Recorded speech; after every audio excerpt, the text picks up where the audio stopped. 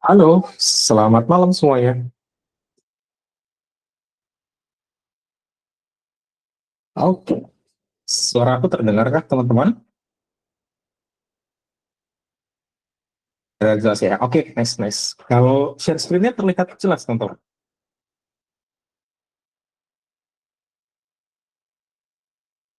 Sini aku pindah dulu. Oke, gimana? Terlihat jelas ya. Oke, sip. Ya, kalau gitu kita bisa langsung mulai. Ya, thank you teman-teman sudah menyempatkan waktunya untuk hadir di sesi diskusi kita malam hari ini ya di webinar Puan Bangun All Weather Portfolio. Perkenalkan dulu, nama aku Cahya, data scientist dan quant researcher di Pacman. Kurang lebih pengalaman sudah 5 tahun. Oke, dan malam hari ini aku akan nemenin teman-teman untuk diskusi tentang membangun All Weather Portfolio ini. Oke. Nah, sebelum mulai, aku ingin kenalan dulu dengan teman-teman yang hadir di sini nih. Jadi nanti aku akan kasih pertanyaan, nanti boleh teman-teman jawab ya, biar diskusi kita lebih terarah di sisa waktu kita ya. Oke, yang pertama aku ingin tahu uh, pengalaman investasi terakhir teman-teman di sini seperti apa sih? Apakah rata-rata baru mulai atau sudah lama investasi ya? Oke, boleh. Sip. Oke, oh Karobit. Kayak Karobit nih siswa teknik juga ya. Halo, halo. Baru reksadana ya. Oke, nice. Baru mulai sekitar 4 bulan, baru sudah ada yang sudah lama ya. Oke, nice, nice, nice. Oke, buat yang baru mulai atau sudah lama atau bahkan yang belum mulai ya, aku ingin tahu teman-teman berencana atau sedang investasi di produk finansial apa ya? Biasanya ada reksadana, saham, apa kripto, forex, komoditi. Teman-teman invest di mana ya? Karena menarik nih, nanti saat kita membahas tentang all weather portfolio ini, kita kayak akan diajarkan untuk melakukan diversifikasi bukan cuma di satu produk finansial ya, tapi nanti di multiple produk finansial. Oke, di saham dan reksadana, saham reksadana emas oke, saham Indonesia oke oke, nice. Kayak belum ada yang nyebutin forex dan crypto ya. Tapi gak apa-apa. Oke oke, kalau kayak gitu. Nah, ya paling itu aja sih pertanyaan yang ingin aku tanyakan ke teman-teman. Secara umum gambarannya sudah dapat, jadi kita bisa langsung mulai ya diskusi tentang bangun all weather portfolio ya. Nah, nanti selama diskusi ini bentuknya open teman-teman. Aku akan pantau kolom chat ya. Jadi kalau teman-teman punya pertanyaan, nggak usah tunggu di akhir sesi, nanti drop aja di kolom chat. Nanti aku akan sambil menjelaskan sambil menjawab ya. Oke, sip. Nah, kita akan mulai ya. Start di sini disiapkan dulu. Uh, ada sih cara nunjukin pesan. Sip. Ini sudah. Semoga sudah terlihat di sini. Oke, ya. Jadi tema malam hari ini adalah membangun all weather portfolio. Nah, secara umum all weather portfolio itu adalah portfolio yang tahan banting di banyak kondisi ekonomi nih. Ini kalau teman-teman bisa mendapatkan portfolio yang punya karakter seperti ini, artinya teman-teman bisa lebih tidak khawatir ya untuk menyekolahkan dana teman-teman di tengah banyak tumpuran perbedaan kondisi ekonomi ya, yang mungkin sangat dinamis dari waktu ke waktu gitu. Kalau kondisi ekonomi yang cukup mengerikan mungkin saat market crash, misalkan yang paling dekat itu terakhir di waktu COVID gitu, ada banyak yang jatuh asetnya. Terus terakhir juga ada di teman-teman yang mungkin lagi invest di crypto, beberapa waktu terakhir kayak Bitcoin nilainya jatuh, itu juga berbahaya gitu. Nah, tapi kalau teman-teman bisa membangun si all weather portfolio ini, harusnya di kondisi-kondisi yang berbahaya seperti tadi, portfolio teman-teman tidak terlalu jauh jatuhnya. Jadi tetap selamat, nggak tiba-tiba hilang banyak asetnya, tapi nggak serta-merta langsung tiba-tiba profit besar, nggak ya. Jadi di sini lebih menekankan ke bagaimana manajemen resikonya. Oke, nah mungkin sebagai pembuka yang dimaksud nanti tahan di banyak kondisi ekonomi, artinya portfolio teman-teman ketika dilihat dari ngelewatin banyak kondisi ya, baik itu kondisinya bagus, kondisinya jelek, itu punya pertumbuhan yang relatif aman. Setidaknya tidak jatuh, tapi terus bertumbuh gitu. Nah, ini sudah banyak yang membahas sih teman-teman. Jadi di malam hari ini aku akan ngajak diskusi berdasarkan hasil riset langsung dari yang ngebuat si All Weather portfolionya ya. Nah, ini gambarannya. Kalau teman-teman lihat di layar, ya, di layar ini adalah grafik pertumbuhan portofolio dari tahun 70 sampai tahun 2012 gitu. Dan di sini teman-teman bisa lihat di awalnya nggak punya profit sama sekali, nol, sampai di tahun 2012-nya bisa dapat profit sampai 300%. Kalau misalkan disimulasikan untuk invest di global equity saja, teman-teman bisa lihat perjalanan profitnya memang naik turun ya, kayak roller coaster. Terus ada beberapa yang punya drop yang cukup besar, kayak misalkan di tahun 75 ini, kemudian tahun 2000, sama di tahun 2000 berapa? 2009 seperti itu. Tapi ketika dibuat all weather portfolio itu, jadi berdasarkan gabungan nanti beberapa produk finansial, yang teman-teman dapatkan adalah garis profit yang berwarna biru ini. Oke. Kalau kita lihat, bagus banget profitnya, mulus banget perjalanannya. Ketika secara umum portfolio dari equity itu naik turun, si all weather portfolio ini bisa tumbuh dengan baik gitu ya. Meskipun di beberapa waktu kadang kalah pertumbuhan return dari all weather portfolio ini, tapi nggak masalah karena penekanannya nggak ngejar return yang fantastis, tapi ngejar gimana caranya manage resikonya yang oke, sehingga di tengah gempuran banyak kondisi ekonomi, teman-teman masih bisa menumbuhkan portfolionya. Nah, nanti teman-teman bisa juga tuh untuk melihat bagaimana pergerakan portfolio investasi teman-teman sekarang saat ini gitu ya. Kalau misalkan teman-teman sudah invest dan coba bandingkan terhadap global equity-nya. Kalau misalkan di Indonesia mungkin teman-teman bisa bandingkan dengan pasar saham bukan pasar dengan IHSG ya, dengan indeks, dan teman-teman bisa melihat ya pergerakan teman-teman terhadap indeks seperti apa. Kalau kalau anggap yang warna merah ini adalah global equity, berarti setara sama indeks gitu. Indeks kayak kalau di sini mungkin S&P ya. Nanti aku coba cek lagi artikel ya. Tapi ya teman-teman bisa bayangkan seperti itu. Dan teman-teman nanti bisa lihat portofolio teman-teman punya sekarang, bagaimana pergerakannya dengan indeks. Apakah sama-sama fluktuatif kah? Cuma ada selisih sedikit, atau ternyata ini ya cukup mulus pertumbuhannya seperti ini, atau di awalnya nggak tumbuh tapi tiba-tiba ada anomali besar di akhir gitu. Ya, nanti teman-teman bisa lihat gitu. Nah, kenapa sih kita pengen pengen membangun portfolio yang tadi ya, yang bagus banget manajemen resikonya, sehingga growth-nya itu bagus, karena nanti teman-teman akan punya potensi untuk kehilangan aset lebih kecil. Jadi kalau nanti teman-teman Bu analisis lebih lanjut ya proses teman-teman melakukan investasi, di tiap waktunya teman-teman bisa membuat atau menghitung yang disebut dengan drawdown. Drawdown itu adalah uh, persen aset teman-teman sekarang terhadap aset tertinggi yang teman-teman pernah dapatkan gitu. Jadi kalau kalau ternyata drawdown-nya itu negatif, berarti misalkan sekarang drawdown-nya negatif, artinya sekarang teman-teman kehilangan aset dari aset tertinggi yang teman-teman pernah capai. Anggap aja sebulan aku investasi, dapat aset, dapat total kapital aku dapatnya 10 juta gitu. Terus bulan depan ternyata ada kerugian. Nah, total kapital aku jadinya cuma 5 juta. Berarti aku mengalami drawdown sebanyak 50%. Nah, drawdown ini juga juga menunjukkan resiko yang teman-teman alami selama membangun portfolio tersebut. Biasanya kalau drawdown-nya besar, artinya teman-teman punya potensi kehilangan uang yang besar.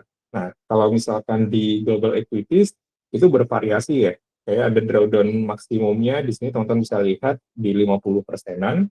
Jadi ada di suatu waktu, teman-teman mungkin bisa kehilangan aset sampai 50%. Tapi kita nggak tahu ya di waktu kapan biasanya. Cuman itu nanti bisa teman-teman jadikan sebagai salah satu acuan untuk memanage resikonya.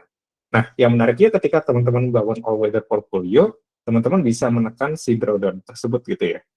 Garis yang warna biru ini menunjukkan bagaimana perbandingan drawdown dari all weather portfolio. Dan teman-teman melihat uh, bukan nggak ada drawdown, bukan nggak ada kerugian ya, masih ada kerugian, tapi kerugiannya bisa maksimum mungkin di 10%. Ya, ini sesuai dengan hasil penelitiannya ya. Nanti teman-teman bisa akses linknya. Oke. Nah, ya ini adalah hal yang menarik kalau teman-teman ingin menumbuhkan aset yang teman-teman punya sekarang dengan baik dan dengan risiko yang kecil. Tapi kalau teman-teman memang jiwanya suka ini ya, suka tantangan, nggak ada masalah dengan resiko yang agak besar dikit, ya sebenarnya nggak ada masalah juga ya untuk tidak membangun si all-weather portfolio ini. Ya, gambaran singkatnya seperti itu. Oke, kalau dari Mas Muhammad Finsya, Global Equities Unhedged itu refer ke S&P 500 atau indeks equity dunia ya. Seingat aku sih S&P 500 ya, tapi kalau mau dicek lagi boleh Mas kunjungin link ini sih. Oke. Yes, ini linknya open, teman-teman kalau mau akses bisa langsung akses ya. Nah, kita lanjut lagi. Ya, bagian paling seksi dari all weather portfolio ini adalah ya teman-teman bisa dapatkan pertumbuhan aset yang oke dengan bisa menghindari resiko-resiko yang besar di banyak kondisi ekonomi. Nah, kalau di Indonesia sendiri apa ada yang sudah pernah menerapkan?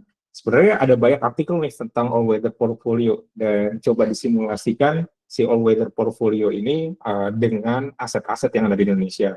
Salah satu uh, artikel yang membahas itu, teman-teman bisa coba lihat blognya Bibit. Nih, kalau ada yang pakai platform Bibit, boleh teman-teman lihat. Ini juga cukup menarik. Coba kita ini ya, kita coba perbesar dulu. Hmm, ya. Jadi kalau dari artikelnya Bibit, ide untuk membangun all-weather portfolio fokusnya adalah melakukan diversifikasi. Nah, diversifikasi ini hal ide besarnya adalah membagi model teman-teman ke beberapa finansial aset atau finansial produk sehingga kalau ada salah satu aset yang jelek atau yang loss ya cuma di aset tersebut aja yang teman-teman kehilangan dananya gitu ya, tapi di aset-aset yang lain masih tersimpan dananya. Ya, ya. Jadi untuk jaga-jaga. Kalau teman-teman all in di salah satu stok aja misalkan gitu, ke stok tersebut ternyata loss ya teman-teman rungkatnya bisa besar. Tapi ketika teman-teman sebarkan dana teman-teman, ya proses manajemen resiko teman-teman akan bagus. Nah, si all weather portfolio yang dari Bibit itu dia coba diversifikasikan modal teman-teman nggak cuma di satu produk finansial, tapi coba diversifikasikan di saham, komoditi, obligasi, sama inflation linked securities. Nanti detailnya teman-teman bisa lihat di artikelnya Bibit ya. Oke. Tapi idenya adalah kenapa nggak cuma di saham? Nanti kita bahas juga ya karena di beberapa kondisi ekonomi itu ada yang performanya bisa melebihi performa kondisi yang lain gitu ya. Kayak misalkan saham kadang di kondisi yang inflasinya lagi besar-besaran mungkin performanya nggak terlalu bagus, lebih bagus obligasi dan lain dan lain gitu ya. Oke, jadi ini menarik ketika teman-teman bisa bisa menganalisa hal tersebut ya teman-teman bisa ngelakuin diversifikasi aset dengan baik gitu ya. Nanti tinggal teman-teman tentukan berapa persentase aset atau modal yang harus teman-teman masukkan ke masing-masing produk ini ya, produk finansialnya. Nah, untuk detail produk finansialnya belum aku bahas, tapi aku tertarik untuk menunjukkan ke teman-teman ya dari hasil bibit juga bagaimana simulasi ketika teman-teman membangun portfolio berdasarkan persentase pembagian modal seperti ini. Nah, ini adalah portfolio yang dibangun ketika portfolio hasil simulasi dari data historis ya. Ketika teman-teman membangun portfolio dengan proporsi gambar di samping dan dibandingkan terhadap IHSG. Nah, ini cukup penting sih kalau teman-teman sekarang punya portfolio entah di Bibit, Stockbit atau lainnya, boleh teman-teman lihat bagaimana perbandingannya terhadap pasar. Nah, kita lihat simulasinya 5 tahun, berarti dari tahun 2019 sampai tahun terakhirnya 2024 mungkin ya. Oke, dan warna hijau ini adalah all weather-nya, warna ungu ini adalah IHSG-nya. Teman-teman bisa lihat ternyata dalam 5 tahun si all weather portfolio ini mengungguli si pasar ya, dan mengunggulinya berapa banyak kalau misalkan pasar dari dana 100 dia naik mungkin jadi 120, jadi dalam 50 naik 20%, kalau dalam 5 tahun ya. Kalau si all weather portfolio dalam 5 tahun itu bisa naik 40%, jadi 140. 5 tahun 40%, berarti satu tahunnya berapa? 8% ya. Ya, good enough, satu tahunnya 8%. Dan seperti ide dasar ya, ketika menggunakan si all weather portfolio ini, kita ingin bisa memanage risk dengan baik dan mengurangi loss ya, atau mengurangi resiko ketika masuk ke kondisi ekonomi yang agak berbahaya. Misalkan kayak market crash di tahun 2020 gitu ya. Nah, di sini bisa teman-teman lihat, kalau teman-teman invest di equity aja, anggap equity yang teman-teman investkan itu mirip dengan indeks gitu, ya teman-teman akan kehilangan aset yang lebih besar. Kalau teman-teman invest di Januari 2020 di harga 100 anggap ya, di beberapa bulan berikutnya aset teman-teman tinggal 60-an lah, berarti sudah turun 40%. Dan baru balik lagi sampai ke nilai 100 itu butuh berapa lama nih? Dari Januari 2020 sampai Januari 2021. Jadi teman-teman ya puasa kayak sampai setahun lah ya. Itu nunggu untuk balik ke kondisi sebelumnya.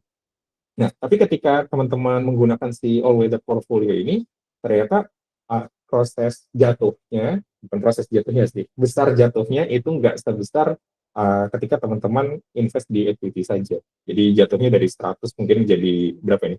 Di sekitar 80-an ya, di 20% aja, nggak sampai 40%, dan baliknya di pertengahan uh, ya mungkin di bulan ke-10 kali ya, bulan 10, hampir setahun juga sih. Hampir setahun teman-teman sudah balik lagi di level 100. Tapi yang menarik pertumbuhannya ini jauh lebih ini ya, lebih stabil ya. Teman-teman nggak terlalu lihat banyak fluktuasi di pertumbuhan asetnya. Nah, ini menarik banget ketika teman-teman bisa membangun portfolio seperti ini. Kita bisa lihat CAGR 5 tahunnya dari all weighted portfolio 2 kali lebih besar dari ESG, dan total return-nya hampir 2 kali lebih besar dari IHSG. Oke, ya kalau sejauh ini gimana dari portfolio yang mungkin sudah pernah invest ya?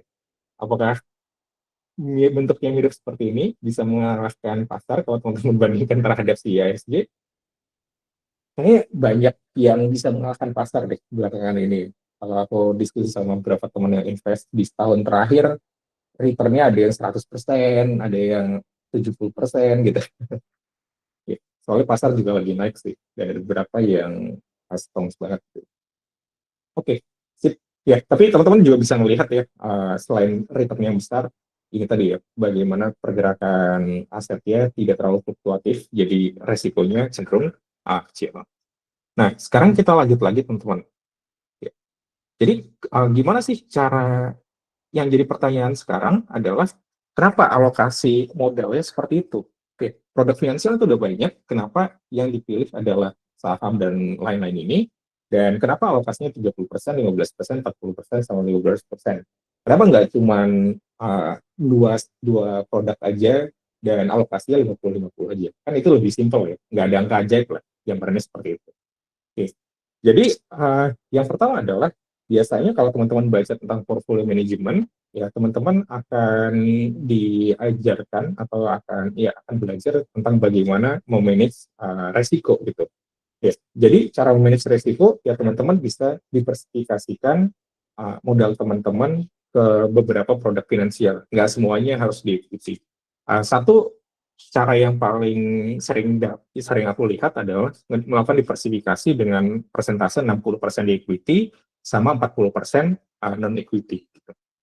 Nah, yang menariknya adalah ketika disimulasikan kita melakukan diversifikasi dengan persentase seperti ini, kalau kita ambil drawdown-nya sebagai metrik resiko yang kita ukur dari portfolio yang dibangun dari hasil simulasinya, ternyata 95% resiko dari portfolio dengan komposisi tadi itu datangnya dari resiko equity, teman-teman. Ya. Padahal ide besarnya adalah teman-teman ingin mendiversifikasikan resiko dengan membagi sekiannya di equity, 40%-nya di non-equity. Tapi waktu dilakukan, malah 95% resikonya itu datang dari equity. Jadi kayak melakukan diversifikasi tapi tidak diversifikasi. Soalnya resikonya masih besar dan mirip dengan si equity. Nah, ini jadi pertanyaan yang menarik karena kalau misalkan kita nggak belajar tentang hal ini, nanti teman-teman waktu ngelakuin diversifikasi ya akan tidak seperti diversifikasi. Padahal ide besar diversifikasi adalah membagi resiko biar kalau jatuh tidak jatuh-jatuh banget. Ya, ini nanti teman-teman bisa lihat juga ya, baca artikel detailnya ini sangat bagus di artikelnya dari Bridgewater langsung di All Weather Strategy ya. Oke. Nah, kalau teman-teman lihat kenapa hasilnya seperti itu, ya karena membagi atau melakukan diversifikasi dolar itu tidak sama dengan diversifikasi resiko. Nah, ini contohnya ya. Ketika teman-teman membagi 60%-nya ada di stok yang warna merah dan 40%-nya teman-teman sebar di non-equity, itu adalah teman-teman menyebarkan dolar yang atau model yang teman-teman investasikan. Tapi kalau kita lihat dari resikonya, ternyata komposisi resiko dari si equity atau stok itu jauh lebih dominan dibandingkan komposisi resiko dari aset-aset lainnya. Jadi meskipun dolarnya teman-teman lebih sedikit, ya resikonya tetap lebih dominan. Ketika stock market itu jatuh, ya teman-teman aset teman-teman juga akan jatuh. Meskipun teman-teman ngerasa sudah cukup banyak nih didiversifikasikan asetnya nggak cuma ke stock market aja. Oke, nah ini hal yang menarik, poin pertama yang menarik. Terus ya jadi pertanyaan adalah, ya kenapa masih banyak di equity gitu. Kan kalau misalkan idenya si equity ngasih resiko yang besar, kenapa nggak kita benar-benar kecilkan aja? Anggap 20%-nya di equity atau 15%-nya di equity, sisanya di non-equity gitu. Atau bahkan cuma 5% di equity. Nah, ini juga hal yang diteliti oleh researcher di Bridgewater waktu ngebangun all weather strategi ya, si Ray Dalio itu ya. Jadi kalau nanti teman-teman ingin melakukan atau membangun portfolio, mungkin teman-teman juga perlu melakukan analisis seperti ini ya, terutama jika ingin membangun portfolio multi produk finansial ya. Oke, jadi sangat wajar di investasi di equity ketika teman-teman punya target profit misalkan sekian persen per tahun gitu. Nah, kalau si Ray Dalio sendiri, dia punya target sederhana ya, kayak sesimpel ngejar profit 8% per tahun. Terus yang dilakukan adalah coba memetakan bagaimana expected total return terhadap expected resiko dari masing-masing produk finansial. Kalau teman-teman cuma megang cash aja, teman-teman nggak punya resiko kan ya, karena harga cashnya akan seperti itu tuh. Teman-teman punya 4.000, ya tahun depan juga punya 4.000, nggak berubah kayak gitu ya. Tapi valuasinya mungkin nanti akan berubah. Tapi secara fisik nilainya sama ya, 4.000. Dan expected total return-nya ini akan nambah karena itu ya, bergerak berdasarkan inflasi. Tapi di produk finansial lain, misalkan di bonds, teman-teman cuma dapat di sekitar 5%-an dengan ekspektasi resikonya 5% juga per tahun. Nah, kalau teman-teman invest di sini ya jelas tidak memenuhi target ya, karena target teman-teman adalah 8%. Ya, ini asumsinya kita pakai sudut pandangnya si Ray Dalio. Jadi kalau Ray Dalio pengen punya target return di 8%, ya yang jadi opsi paling mudah dan paling terlihat adalah invest di equity atau non-US equity ya. Dua equity ini teman-teman bisa jadikan opsi untuk investasi di sana karena ngasih return lebih dari 8%. Tapi resikonya juga cukup besar ya, 20%. Atau kalau teman-teman mau masuk ke emerging equity atau private equity. Ini biasanya agak ya karena namanya private jadi kita nggak tahu banyak, cuman ya yang tahu banyak mungkin di bagian equity.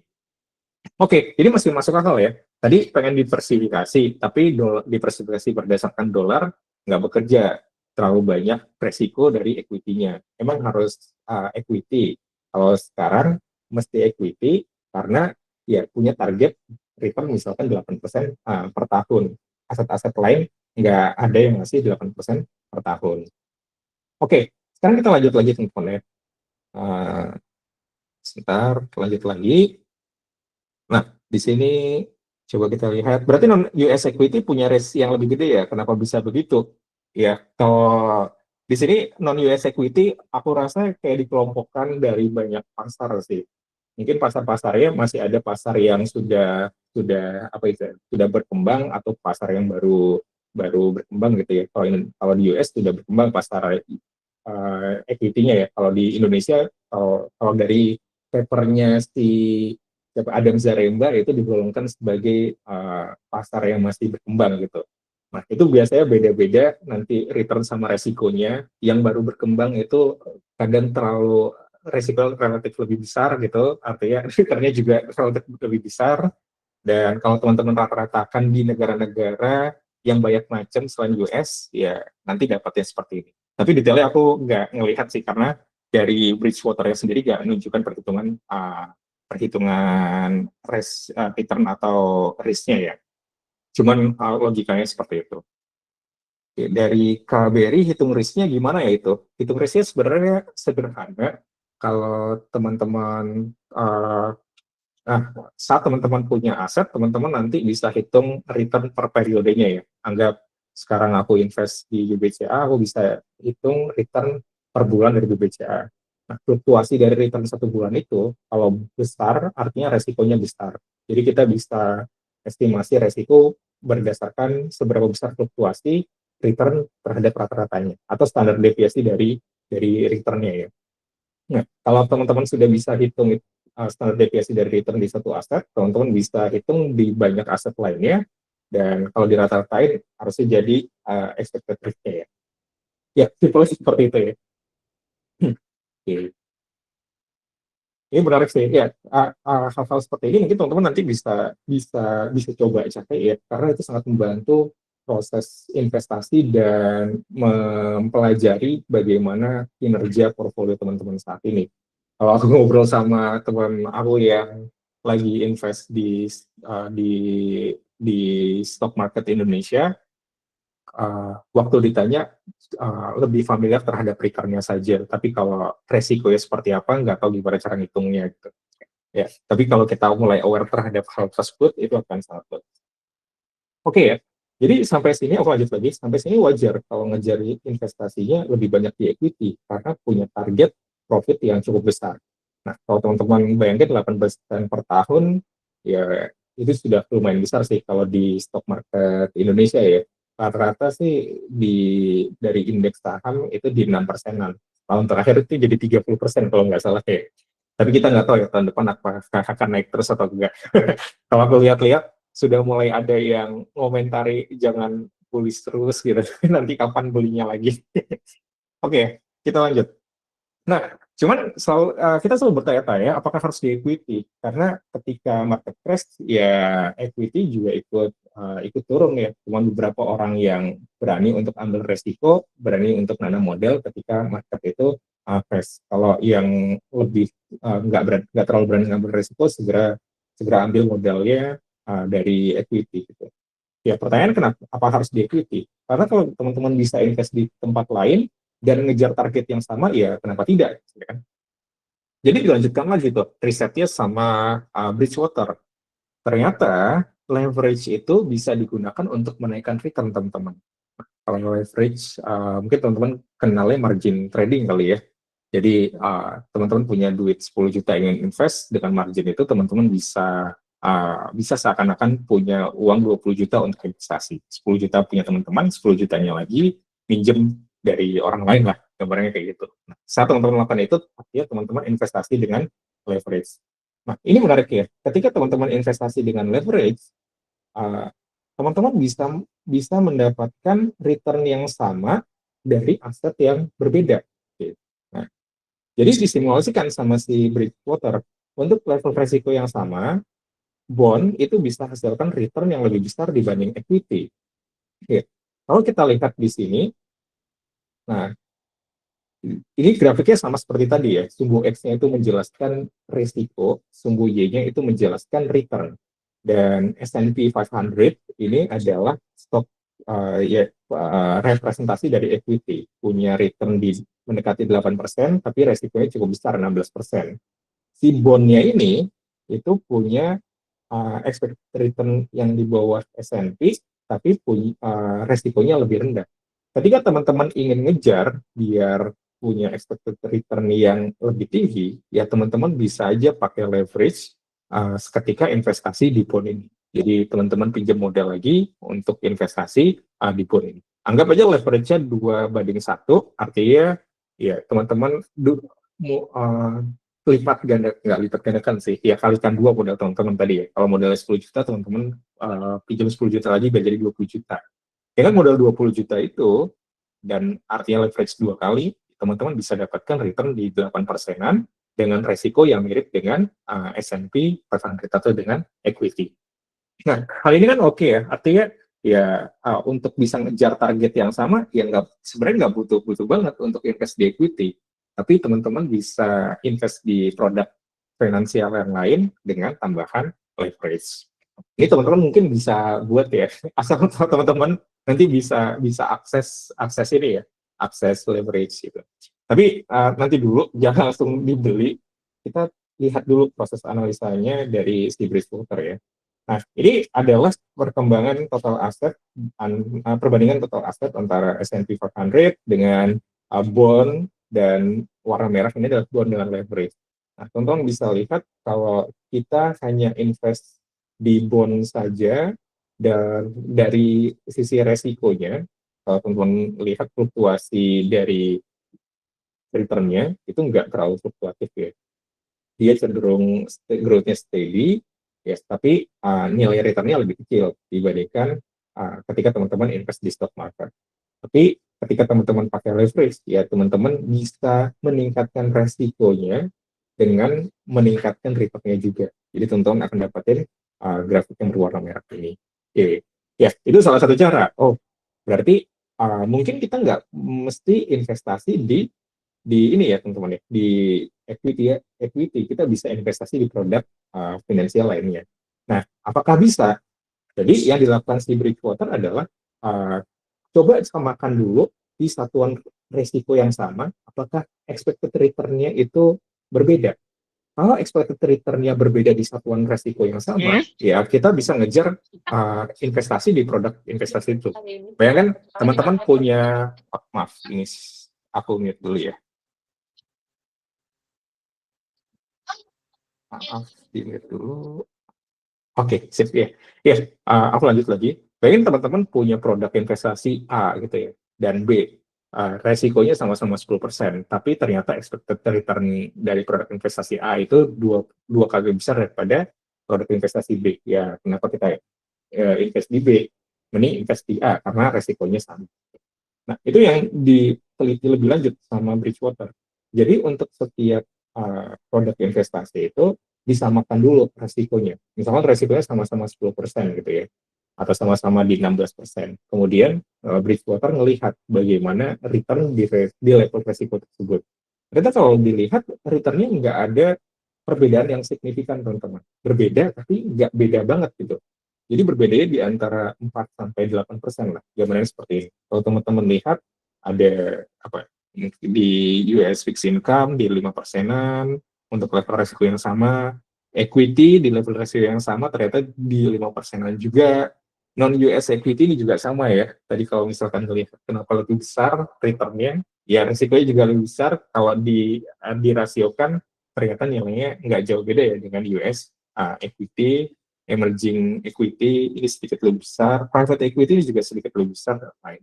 Nah, dari hasil penelitian ini ya berarti investasi di produk finansial lainnya itu bisa jadi opsi ya, nggak cuma ngejar di equity saja. Karena kalau teman-teman ya kita sama-sama tahu ketika ada satu kondisi di mana ekonomi lagi crash, equity crash ya kita nggak bisa ngapain. Tapi kalau teman-teman diversifikasikan asetnya ke produk finansial lain, itu akan lebih bagus ya dalam manage resikonya.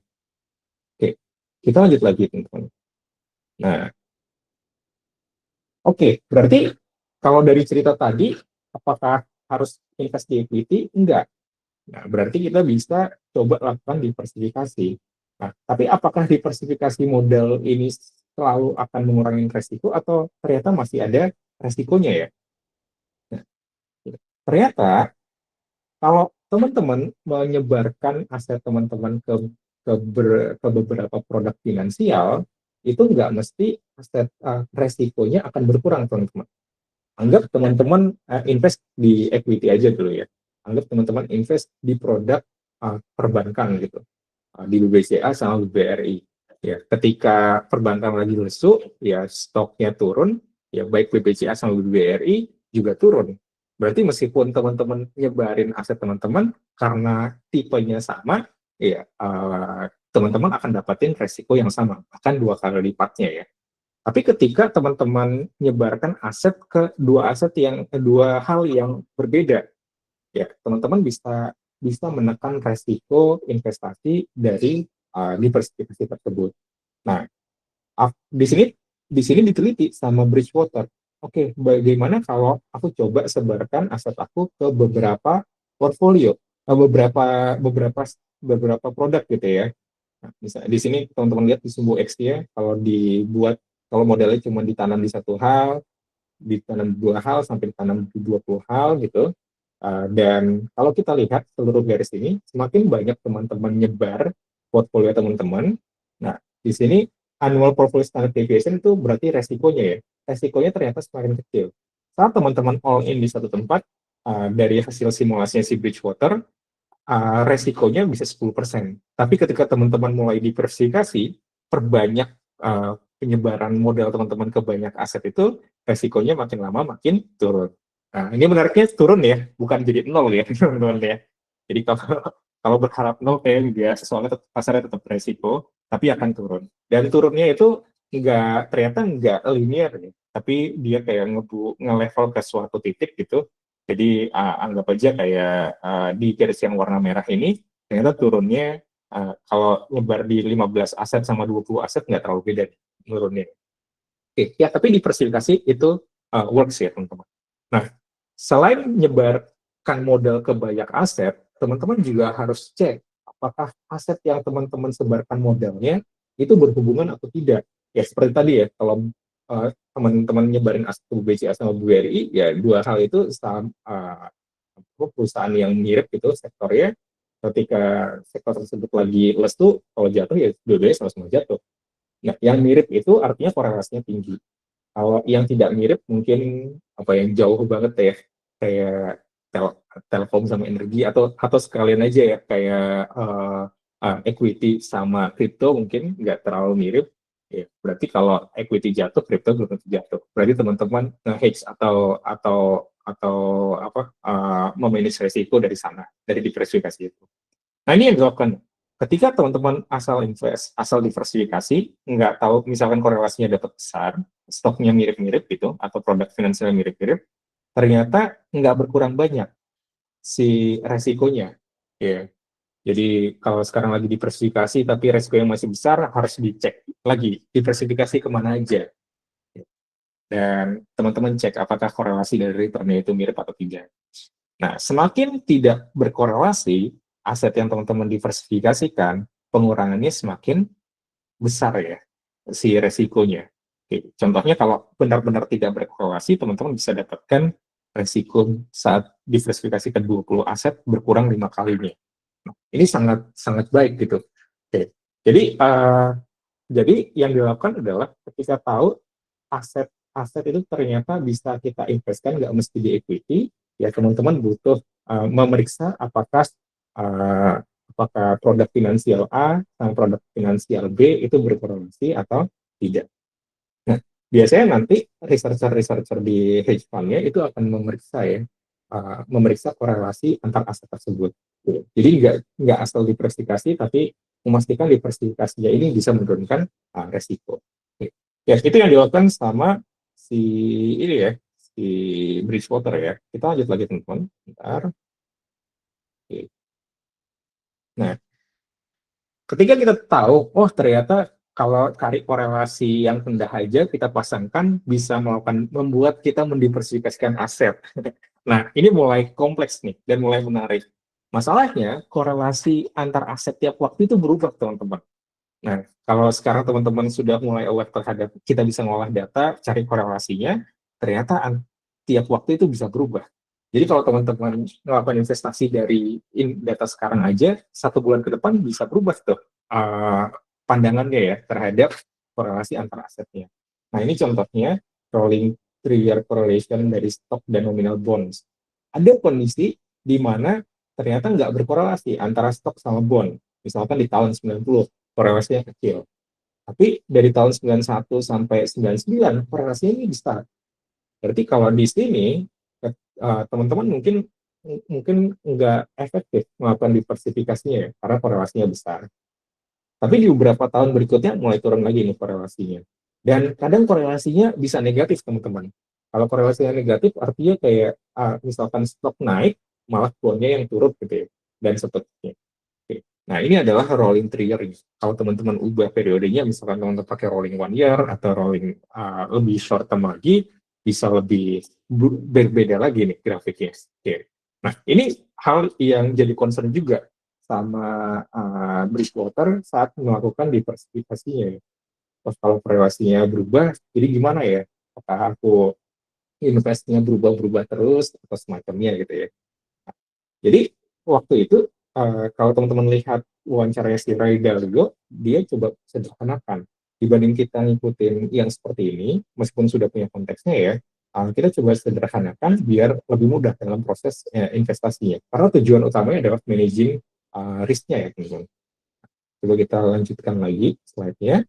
Oke. Jadi bagaimana pendekatan all weather terakhirnya? Oke. Jadi all weather secara sederhana nanti membagi resiko berdasarkan kondisi ekonomi. Kalau si Ray Dalio coba ngegambarkan kondisi ekonomi dalam 4 kuadran nih. Ada yang growth, dan kondisi inflasi, ada yang kondisinya rising, sama kondisinya falling. Dan aset atau produk finansial mana yang tumbuh di sana ya, atau yang beresiko di sana. Nah, teman-teman bisa lihat, oh bond sama komoditi itu akan oke ketika terjadi inflasi gitu ya. Kalau growth-nya lagi falling, yang kalau growth-nya lagi rising, yang ekonomi growth-nya lagi rising, yang oke justru equity gitu ya, dan lain-lain ya. Nah, nanti teman-teman bisa lihat, aku nggak mau bahas detail seperti ini, karena ya dari pembagian riset seperti ini aja, teman-teman sudah bisa ngelakuin diversifikasi yang baik dan membuat role-of-time diversifikasi yang baik gitu ya. Jadi nggak mungkin sekarang pandangannya nggak lagi ngelihat persentasenya itu seperti itu, saklek seperti itu, enggak ya. Tapi teman-teman dapat ide, oh ternyata kita bisa melakukan diversifikasi dengan baik karena ada dasar A, B, C-nya, dan dipermudah juga proses diversifikasinya dengan teman-teman memahami bagaimana kondisi naturnya ekonomi di tiap waktu. Gitu. Nah, ini nggak cuma bisa teman-teman manfaatkan di equity, bond, atau komoditi, teman-teman ya. Kalau teman-teman nanti tertarik untuk masuk ke kripto, kripto juga seperti itu. Ada kondisi di mana kriptonya lagi rally, ada kondisi di mana kriptonya ternyata ada faktor namanya kayak carry gitu ya.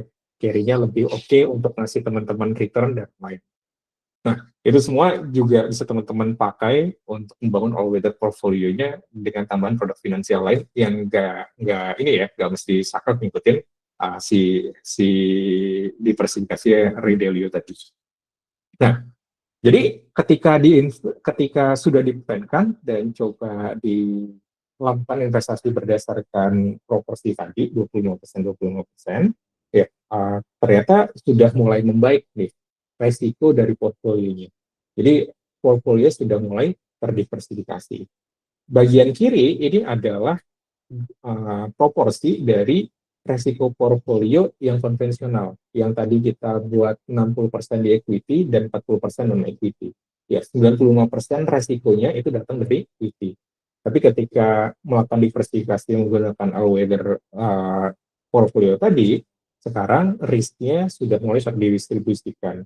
Yang equity ya kelihatan jauh lebih kecil, dapatnya 25%, bondnya mungkin di 30%-an, dan lain-lain ya. Jadi resikonya sudah mulai menyebar.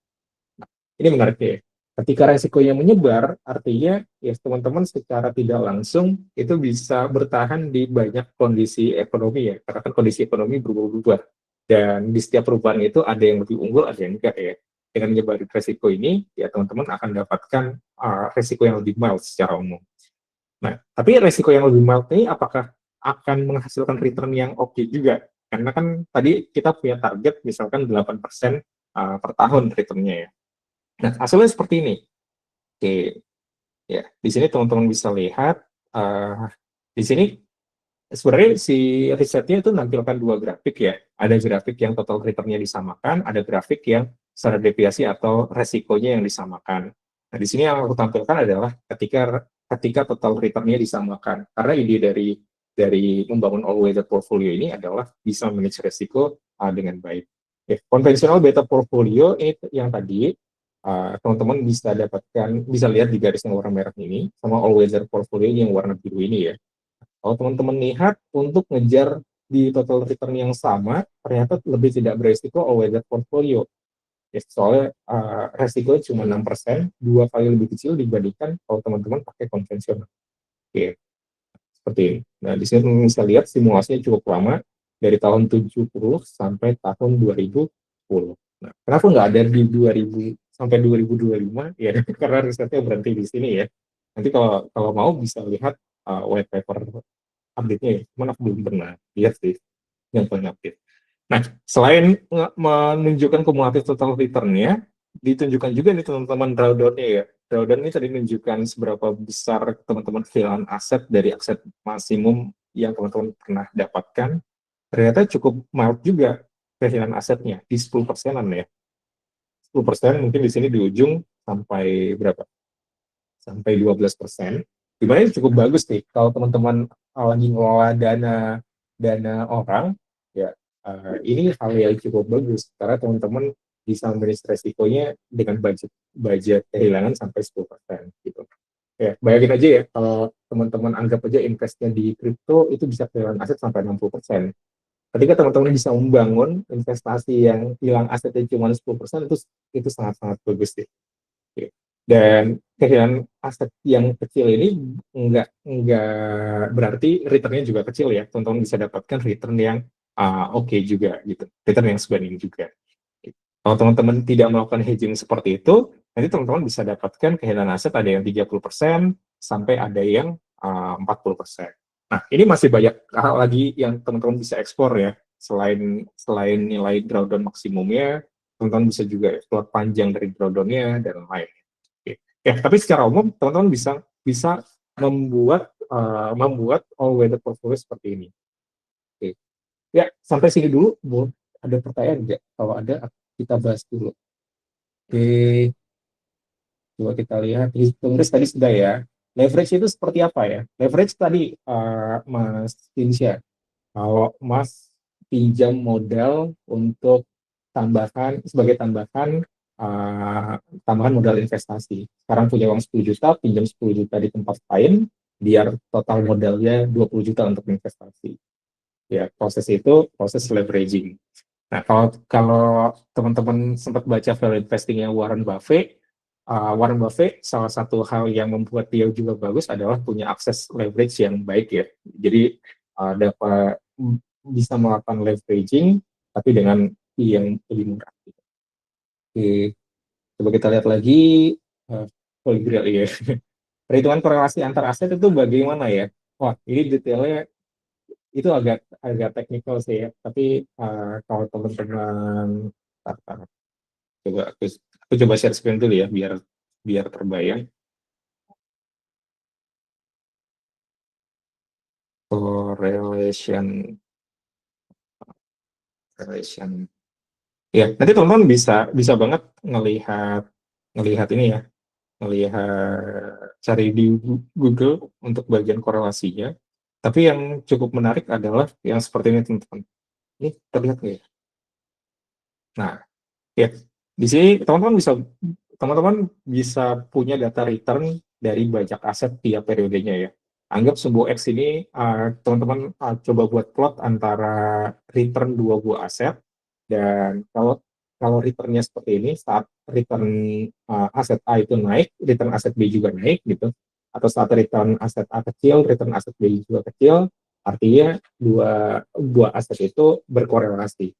Nah, ketika dua buah aset itu berkorelasi, ya berarti dia bergerak bareng. Ya, A naik, B ikut naik, A turun, B ikut turun, ya A sama B nggak ada bedanya. Gambarnya seperti itu ya.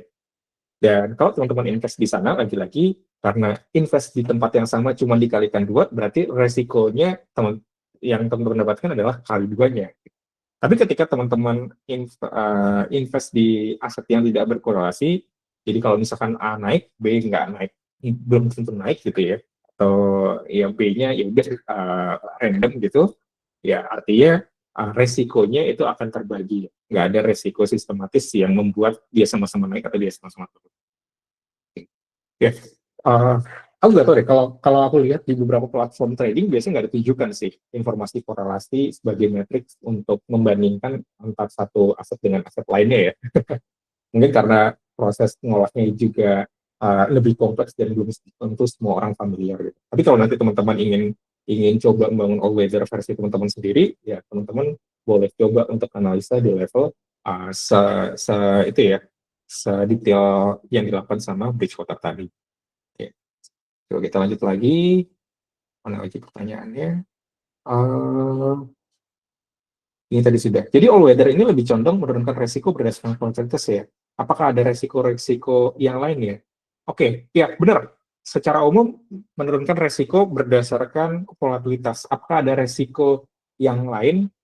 Basicnya sih ingin coba menekan resiko berdasarkan pergerakan ekonomi ya. Mungkin kalau teman-teman nanti turunkan, bisa jadi pergerakannya sebagian dari pasar, sebagian dari inflasi dan lain-lain gitu.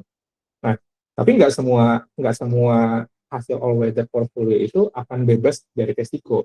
Kalau teman-teman balik lagi ya, kalau kita lihat, misalkan kita lihat hasil yang ditunjukkan sama bibit ya. Nah, di sini hasil yang ditunjukkan sama bibit, oke. Meskipun ngelakuin diversifikasi, apakah tidak artinya bebas dari resiko? Enggak juga. Kalau teman-teman lihat uh, portfolio all weather yang versi bibit ini, meskipun sudah terdiversifikasi ke berbagai produk finansial, ternyata masih punya resiko yang cukup besar terhadap pasar equity ya. Resikonya itu dapat teman-teman lihat dari mana? Ketika pasar itu naik, portfolio ikutin naik. Ketika pasar turun, portfolio turun juga. Pasar recovery, portfolio juga recovery gitu. Dan lain ya. Nah, artinya masih ada resiko lain nih selain resiko general, tapi ini ada lebih tepatnya resiko terhadap equity-nya. Mungkin karena equity-nya lumayan besar ya, proporsinya di 30%. Masih kelihatan ada resikonya. Nah, itu jadi pertanyaan menarik karena kalau teman-teman ingin menghindar dari resiko pasar terutama, artinya teman-teman butuh strategi lain nih untuk bisa keluar dari resiko pasarnya. Jadi setidaknya kalau bagus banget strategi teman-teman, mungkin saat pasar jatuh teman-teman uh, datar gitu ya, atau enggak sejatuh ini. Oke, ya, good question. Nah, sip ya, semoga terjawab. Untuk cumulative total return, apakah digunakan untuk menghitung volatilitas saja? Eh, enggak sih, kalau cumulative total return itu untuk menghitung bagaimana pertumbuhan return yang teman-teman dapatkan. Kumulatifnya sendiri itu punya definisi return yang teman-teman dapatkan sekarang akan jadi model untuk investasi selanjutnya ya. Jadi nggak ditarik gitu return yang didapatkan, sehingga dia ya akan jadi kumulatif. Oke, untuk menghitung volatilitas enggak ya. Volatilitas biasanya kita melihat ada return tiap periodenya, terus kita cari standar deviasi. Nah, kenapa enggak di Porto, enggak diekspos ke equity, yang terekspos ke bagian itu? Kenapa enggak di Porto, enggak diekspos ke equity, yang terekspos ke bagian itu? Ini boleh dielaborasikan enggak, Mas Robi? Pertanyaan. Oke, nanti aku jawab ya, dielaborasikan dulu. Rebalancing all weather portfolio ini dilakukan tahunan atau kuartalan atau dilakukan saat korelasi antar aset berubah secara drastis. Wah, ini menarik sih. Oke. Kalau rebalancingnya itu biasanya macam-macam sih ya. Kalau dari contohnya ini dilakukan di tiap uh, jujur aku belum lihat detail rebalancingnya kapan ya. Tapi uh, ya basis aku sekarang antara tiap bulan atau kuartalan sih. Ya, nanti aku butuh baca lagi sih ya, yang di all weather strategi Bridgewater ini ya. Rebalancingnya tiap berapa periode sekali gitu. Tapi biasanya kalau sudah masuk ke strategi, membangun strategi mirip seperti all weather ini, teman-teman sudah melakukannya secara sistematis sih. Jadi memang ada rule-nya ya. Apakah uh, aku belum ngecek sih jujurnya rules-nya apakah kan tiap periode seperti bulanan atau kuartalan atau tunggu berganti sih. Cuman kalau ngelihat dari rules-nya dia ngelihat dari adanya perubahan dari ini ya, dari apa? Dari beberapa kondisi ekonomi yang kayaknya nggak sereaktif ketika kondisi ekonomi berubah langsung ganti, enggak sih. Tapi mungkin memang memang secara periodik di level bulanan ke kuartalan. Oke, semoga menjawab. Nah, sip. Oke ya, nanti kalau ada pertanyaan lagi boleh diteruskan, aku lanjutkan lagi ya. Uh, kita lanjutkan lagi. Nah, kalau kita lihat, yang menarik adalah ide yang menarik adalah teman-teman bisa melakukan diversifikasi dan teman-teman bisa mengalokasikan modal teman-teman sesuai dengan resiko yang ada dari masing-masing produk finansial tersebut gitu di kondisi tersebut. Nah, kalau di Quant sendiri, teman-teman bisa melakukannya dengan hal yang disebut dengan volatility scaling atau targeting. Karena return yang teman-teman punya sekarang itu sebenarnya adalah return yang dari skill teman-teman, atau kita biasa sebutnya alpha, sama return dari resiko-resiko yang lain. Resiko yang lain bisa jadi resiko market, resiko momentum, atau resiko past return gitu ya, resiko liquidity, dan lain-lainnya. Ini berlaku nggak cuma di stock aja, tapi ketika teman-teman invest di commodity, di forex, di bond atau yang lainnya, ya teman-teman juga bisa mendekomposisi return dari aset berdasarkan beberapa resiko ini. Nah, yang menariknya adalah ketika teman-teman tahu resiko dari masing-masing aset tersebut, teman-teman sebenarnya bisa coba mengatur proporsi modal yang teman-teman investkan di aset tersebut berdasarkan resikonya. Jadi kalau teman-teman anggap punya ini ya, punya tertarik untuk invest di 3 tempat, ada di bond, terus di stock, sama di komoditi. Gimana cara ngebaginya? Kalau teman-teman bingung, teman-teman bisa estimasi berdasarkan resiko historis dari 3 produk tersebut. Oh, ternyata resikonya si equity besar, 3 kalinya si bond gitu ya. Terus resikonya si komoditi itu ternyata cuma 1,5 kalinya si bond. Berarti modal, proporsi modal yang teman-teman investkan bisa ini ya, bisa ngikutin dari proporsi resiko tadi. Jadi teman-teman menetapkan modal berdasarkan resiko. Oke.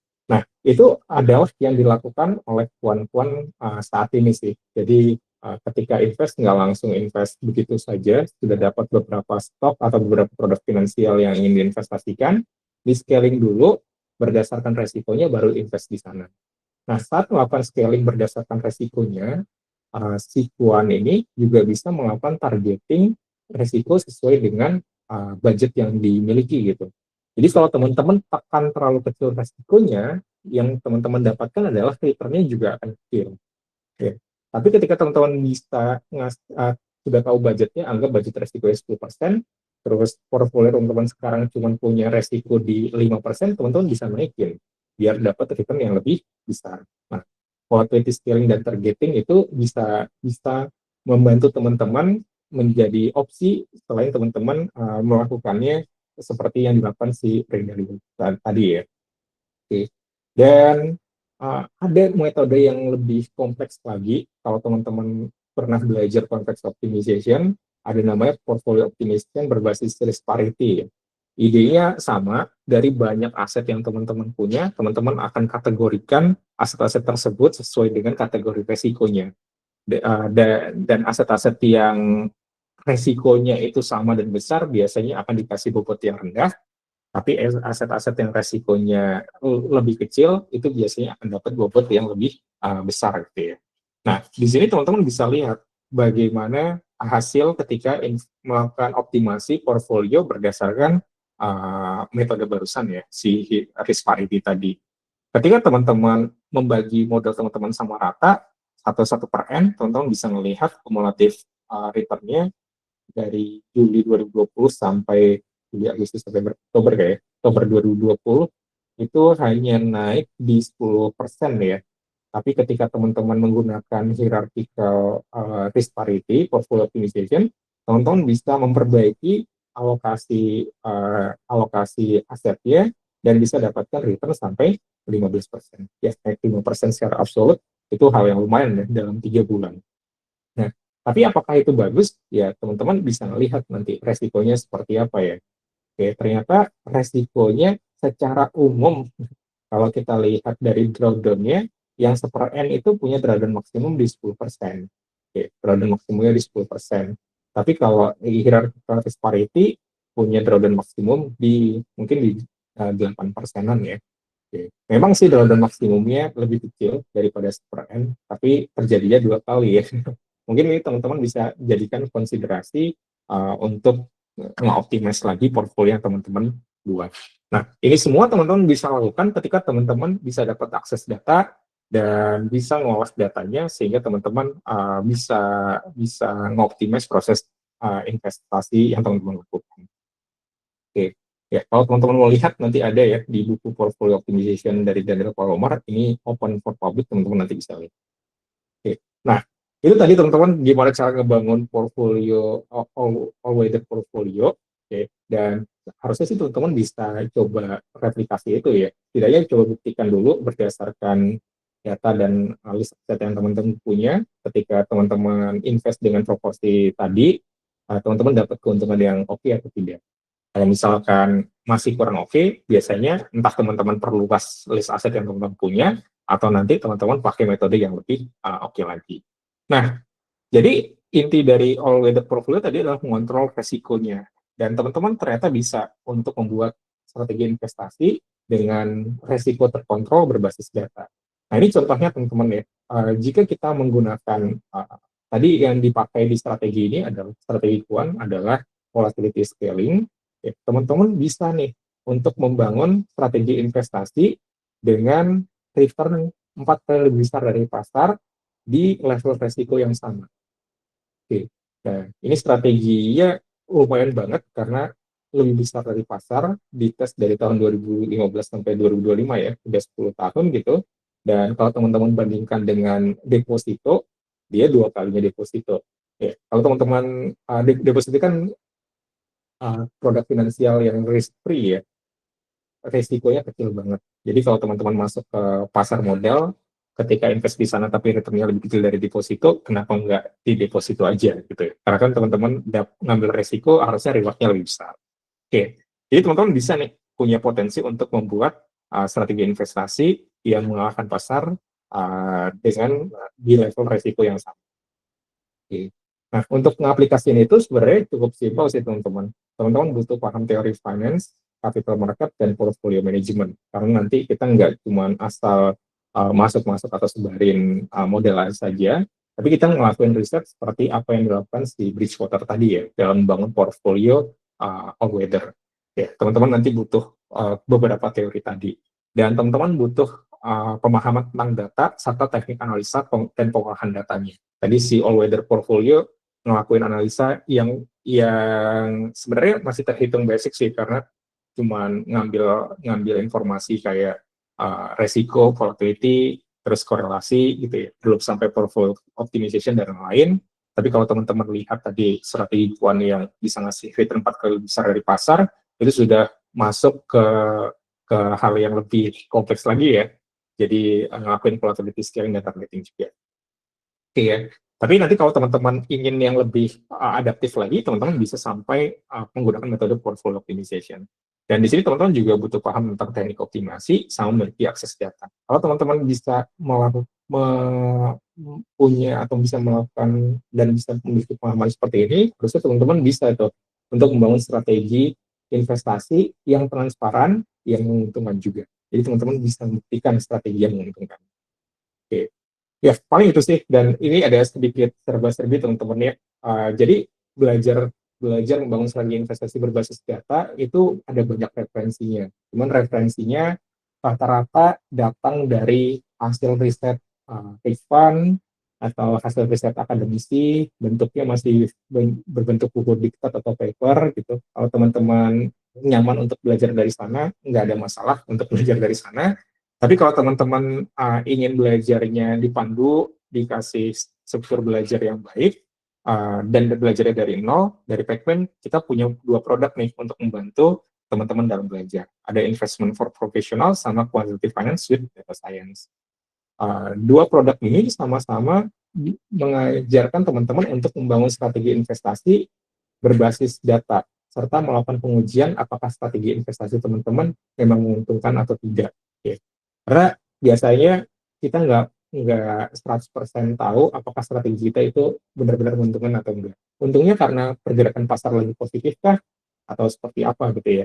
Tapi kalau setelah teman-teman belajar cuan, teman-teman akan bisa ngedekomposisi strategi teman-teman. Memang benar-benar menguntungkan, dapat alfanya kah? Atau sekarang kebetulan trading resiko aja, misalkan resiko pasar.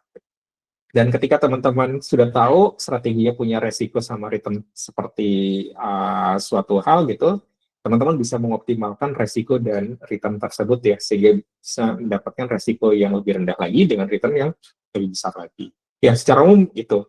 Tapi spesifik untuk quantitative finance with data science, nanti teman-teman akan belajar pemodelan-pemodelan yang lebih kompleks lagi, memodelkan return yang lebih oke, menggunakan machine learning, memodelkan resiko, menggunakan machine learning juga, sampai melakukan portfolio optimization dengan constraint yang lebih kompleks gitu.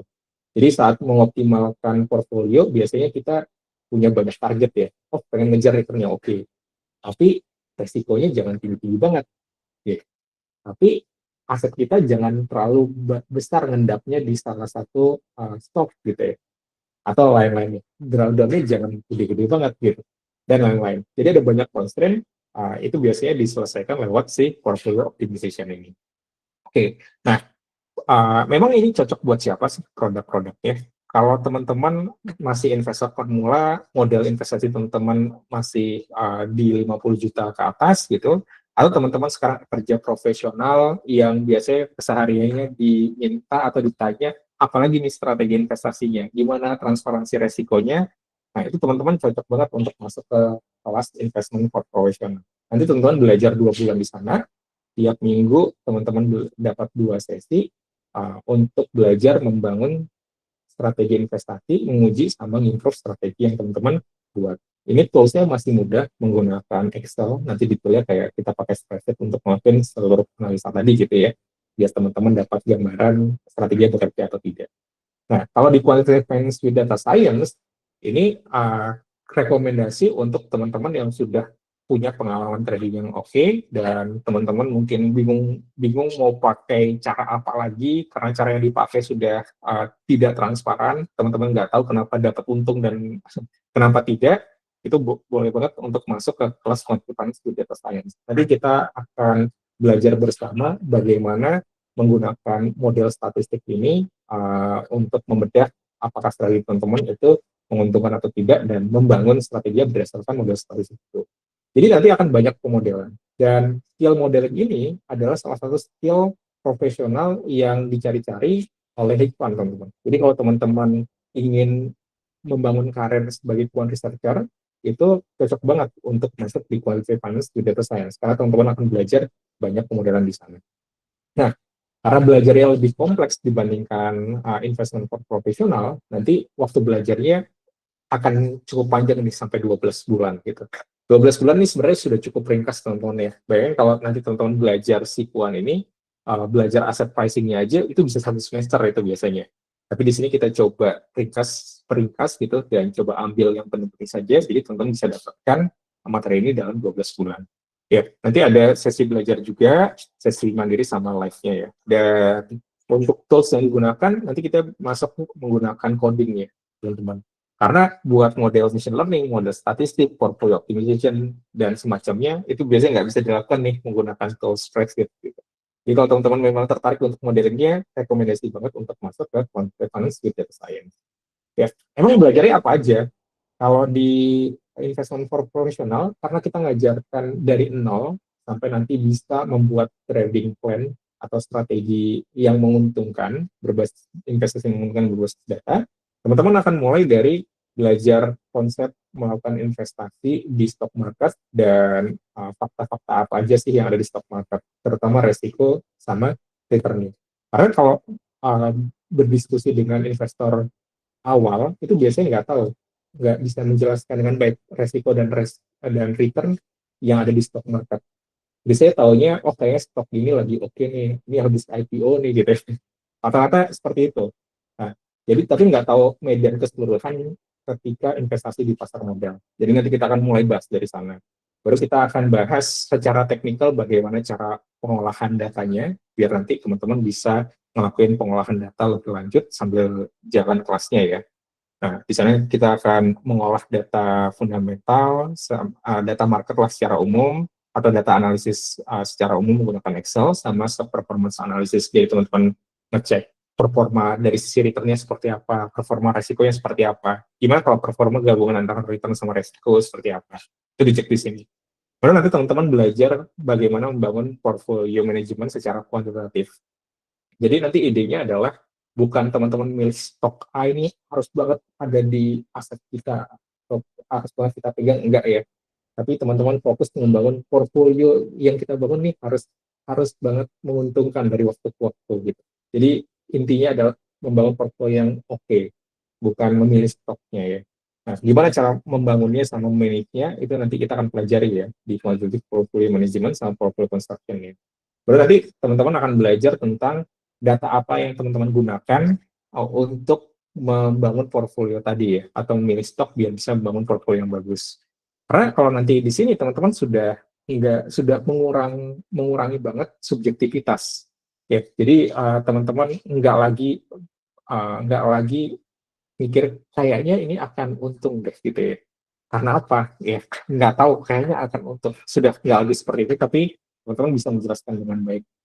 Kayaknya kayak return dari stok A ini akan naik. Karena apa? Karena dari data kuantitatif yang ada ternyata berkorelasi dengan return masa depan dari stok tersebut gitu. Sehingga data kuantitatif yang kita punya terakhir seperti ini, kemungkinan besar berdasarkan data kuantitatif tersebut dan model statistiknya, return masa depan akan naik gitu. Jadi teman-teman jelas bisa menjelaskan dengan transparan kenapa strategi keuangan. Ya. Nah, namun di situ teman-teman butuh tahu ya tentang data yang diolah. Jadi nanti teman-teman akan belajar data fundamental itu seperti apa, rasio-rasio seperti apa, kenapa data tersebut bisa kita pakai untuk memprediksi return masa depan, itu kita pelajari ya. Nggak cuma data fundamental, tapi nanti kita juga pelajari data-data teknikal ya, yang biasanya disusun dari price dan volume. Nah, baru nanti teman-teman akan mempraktekkan secara langsung nih, bagaimana membangun strategi investasi di pasar modal Indonesia. Nah, jadi nanti teman-teman akan dapat praktek dengan data realnya ya. Teman-teman akan diajarkan cara collect data, membersihkan data, dan eksplorasi. Teman-teman diajarkan membentuk faktor kuantitatifnya. Ini bukan cuma ngolah angka ya. Ini biasanya jadi kesalahan yang cukup lumrah di awal, ketika membuat formulanya keluarin angka, udah selesai. Tapi kita butuh untuk memvalidasi ya, apakah angka yang dikeluarkan itu benar dan tidak, atau tidak gitu, dan lain-lain. Jadi teman-teman butuh belajar tentang cara membangun faktornya dengan yang benar ya. Baru gimana cara ngelakuin screening, dan gimana cara melakukan pembuktian ya, strategi yang teman pakai itu bekerja atau tidak. Ini ada istilah namanya backtest dan validate investment strategy. Ini bermanfaat banget.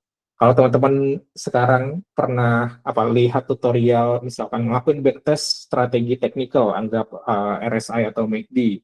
Nah, itu mirip seperti cara melakukan hal tersebut ya. Cuman yang kita lakukan di Quant adalah melakukannya dengan sistematis di seluruh aset dalam suatu pasar gitu, atau nanti dalam multiple produk finansial. Jadi teman-teman akan tahu gambaran secara umum uh, faktor teman-teman terhadap ini ya, terhadap pasarnya.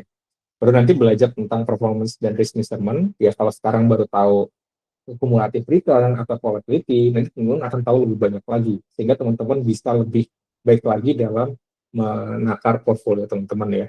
Kayak kita akan belajar ada Sharpe ratio, terus ada value at risk, drawdown, Sortino ratio, apalagi Calmer ratio, dan lainnya. Oke, ya, banyak metrik-metriknya, tapi memang nggak semuanya teman-teman pakai ya, tapi ada metrik yang memang butuh untuk teman-teman pakai nanti. Dan yang menariknya adalah, ketika teman-teman bangun strategi, nggak jarang ada beberapa strategi yang menguntungkan. Ya, hopefully seperti itu ya. Gimana cara kita menggabungkan beberapa strategi menguntungkan itu menjadi satu? Karena kalau satu menguntungkan, satu lagi menguntungkan, digabung menjadi dua kali menguntungkan harapannya ya. Gimana cara gabunginnya? Kalau nanti di Quant, teman-teman bisa melakukan penggabungan itu. Strategi yang tadi teman-teman lihat menghasilkan return 4 kali dari pasar, itu adalah hasil gabungan dari beberapa strategi yang menguntungkan. Oke. Dan nanti Kalau strategi yang menguntungkan sudah dapat, ya ntar returnnya besar. Tapi biasanya volatility-nya juga besar. Nah, gimana cara kita meminimalkan volatility tersebut atau resikonya, itu sebenarnya pelajari juga. Sampai nanti bagaimana caranya teman-teman ngedesain atau ngeplankan trade di setiap periode rebalance-nya. Nah, buat gambaran, kalau di Kuan itu kita nggak menunggu sinyal untuk melakukan investasi. Biasanya kita investasi secara periodik. Tiap bulan selalu invest, tiap bulan selalu rebalance gitu ya. Jadi kalau teman-teman sekarang ada yang pakai menggunakan metode scalping gitu, atau nunggu banget kondisi-kondisi tertentu, kalau nanti di Kuan tidak ya, teman-teman bisa melakukannya secara reguler. Gitu. Nah, karena bisa dilakukan secara reguler itu, risetnya bisa dilakukan dengan baik juga. Jadi kalau teman-teman punya budget, ya aku cuma bisa investasi tiap bulan nih, karena waktunya nggak terlalu banyak ya untuk melakukan investasinya. Berarti riset yang teman-teman lakukan dengan Kuan, ya risetnya tiap bulan aja. Dan saat strategi teman-teman dapatkan, strategi tiap bulannya didapatkan, teman-teman stick dengan strategi itu. Tapi bukan berarti bisa diinvestkan di tiap minggu ya, enggak ya, karena kan strategi tiap bulan. Oke, jadi bisa fleksibel dan bisa disesuaikan dengan kebutuhan. Nah, kalau di quantitative finance with data science, ini mirip tapi lebih lebih detail lagi ya. Yang pertama, teman-teman belajar asset pricing sama return predictability. Dari awal sudah dikenalkan tentang pemodelan statistik. Karena dari sisi modeling kita butuh tahu tentang apakah suatu faktor itu bisa memprediksi return dari aset dengan baik atau tidak. Baru nanti kita belajar tentang faktor modeling. Nah, faktor modeling gambarannya kalau teman-teman investasi dari berdasarkan nilai bukti market rasio yang besar, apakah akan untung di periode depannya? Nah, seperti itu ya. Ketika teman-teman bisa membuat model faktor seperti tadi, artinya teman-teman dapat gambaran secara umum pengaruh masing-masing faktor ke market secara umum gitu. Nah, faktor tadi itu ada banyak hal ya. Teman-teman bisa dapatkan faktor dari fundamental atau technical faktor, misalnya tadi ya, berdasarkan informasi bukti market rasio, dari informasi fundamentalnya, technicalnya berdasarkan illiquidity-nya, berdasarkan return dibagi volumenya, atau lainnya. Atau teman-teman juga bisa pakai faktor ekonomik, misalkan inflasi atau GDP rate dan lain-lain ya. Itu teman-teman bisa coba. Kalau teman-teman sekarang punya hipotesis, kayaknya setiap inflasi naik atau turun, return dari aset, dari stok itu juga naik atau turun gitu, bisa berubah gitu ya. Apakah benar? Ya teman-teman bisa buktikan di sini lewat faktor modeling. Nanti kalau sudah teman-teman akan belajar portfolio construction sama backtesting, ini juga gimana cara nge-screening stok sama ngelakuin pembuktian ya, apakah strategi screeningnya bagus atau tidak, dan teman-teman praktik langsung di equity market Indonesia. Oke, nah tapi nggak cuman itu, nanti di paruh keduanya, di 6 bulan kedua, teman-teman akan belajar hal yang lebih kompleks lagi, yaitu alpha strategis. Jadi untuk mengejar return biasanya nggak cuma dari satu hal saja, teman-teman bisa belajar atau mengejar dari hal lainnya. Uh, Kalau teman-teman pahami sekarang, saat teman-teman trade, biasanya teman-teman dapat ini ya, harus bayar komisi ya, bayar komisi ke platform, terus waktu trade juga nggak mesti dapat harga terbaik, bisa jadi harganya naik beberapa BPS gitu ya. Nah, beberapa poin, beberapa tick poin, ya. Jadi ada cost yang mengurangi return teman-teman. Nah, gimana nanti cara kita meminimalkan atau mengoptimasi itu ada di alpha strategi ini. Nanti teman-teman akan belajar faktor modeling lagi menggunakan machine learning biar lebih dinamis sama lebih adaptif, dan teman-teman belajar cara hedging. Ya, hedging yang kita pelajari barusan di all weather portfolio itu adalah bagian dari hedging. Dia hedging melakukan diversifikasi biar tahan dari beberapa kondisi ekonomi. Kalau di sini hedgingnya lebih komplit lagi. Ya, teman-teman bisa belajar mempelajari hedging sesederhana hedging biar hedging terhadap market ya. Jadi teman-teman bisa ngelakuin investasi secara long short. Jadi kalau misalkan marketnya naik turun, jadi teman-teman lebih aman di sana gitu. Itu salah satunya ya. Oke, selain hedging, teman-teman juga akan belajar portfolio optimization. Ini ada banyak. Kita akan pelajari dari sederhana sampai nanti kita pelajari cara membangun portfolio dengan constraint yang kompleks. Nah, tadi banyak banget titipan dia terhadap dana yang akan dikelola ya. Baru terakhir kita akan belajar rebalance sama trade analysis. Jadi kita akan planning, membuat plan sekarang di tiap periode rebalance kita invest di mana aja ya, terus model yang kita tanam di asetnya itu berapa aja, dan nanti gimana cara kita eksekusinya. Kita akan bahas itu. Dan special case di sini, nanti teman-teman akan dapat case di crypto. Nah, kok beda? Kok nggak di equity lagi? Ini untuk nunjukin kalau metode kuan itu sebenarnya bisa teman-teman pakai di banyak tempat. Kalau misalkan sekarang teman-teman ngelakuin fundamental analysis di stock market, mungkin di produk finansial yang lain belum tentu teman-teman bisa lakukan itu ya. Apalagi kalau teman-teman melihat dari faktor spesifik banget gitu. Nah, di tempat lain apakah bisa? Belum tentu. Tapi kalau nanti menggunakan kuan, karena metodenya itu cukup sistematis dan saintifik ya, lewat modeling tadi, sebenarnya itu bisa ditransfer di banyak produk finansial lainnya. Jadi kalau teman-teman pengen melakukan diversifikasi dengan metode yang sama, sebenarnya bisa banget dijawab lewat kuan ini. Oke, ya berarti teman-teman, kalau teman-teman tertarik, boleh banget bergabung di kelas, dua kelas tadi, karena fasilitasnya juga cukup oke ya. Ada learning management systemnya, nanti pun dapat video teori sama real case project-nya. Nanti kita akan ketemu tiap weekend antara jam 3 atau jam 7 malam gitu. Dan di sana kita ketemu langsung seperti ini untuk diskusi tentang paper dan bagaimana mereplikasi strateginya di pasar Indonesia terutama ya. Nah, nanti teman-teman juga akan tergabung ke grup WhatsApp yang ada quant researcher-nya juga. Jadi nanti kalau teman-teman bergabung, mungkin kita bisa diskusi lebih intens di sana. Yang benar, yang oke juga adalah saat teman-teman ingin coba melakukan analisis dengan quant ini atau mau menguji strategi investasi berbasis data, kayak nyari tadi ya volatility-nya berapa, terus drawdown-nya berapa. Itu teman-teman butuh data set dari asetnya, data set dari stoknya gitu, atau dari data set dari produk finansialnya. Nah, masalahnya adalah mendapatkan data set produk finansial tersebut tuh biasanya mahal. Kalau teman-teman subscribe ke Bloomberg Terminal itu subscription-nya $27.000. Kalau teman-teman subscribe ke EODHD itu cuma $300 per bulan ya.